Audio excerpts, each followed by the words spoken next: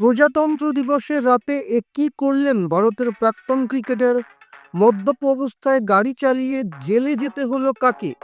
ঘটনাটি ঘটেছে বদোদরায়।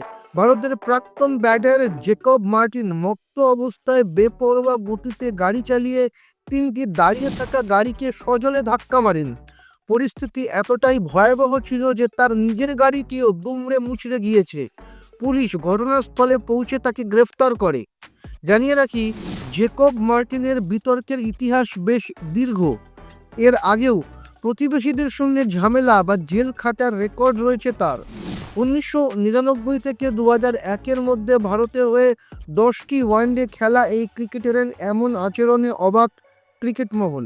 একজন জাতীয় স্তরের ক্রিকেটারের এমন দায়িত্বজ্ঞানহীন আচরণকে আপনি কিভাবে দেখছেন? আপনার মতামত আমাদের কমেন্ট করুন এবং খেল দুনিয়ার আরও খবর পেতে সাবস্ক্রাইব করুন গেম চক্র।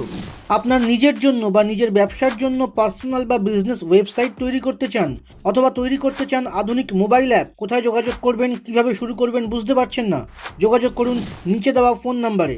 আপনার সমস্ত প্রশ্নের উত্তর পাবেন এখানেই।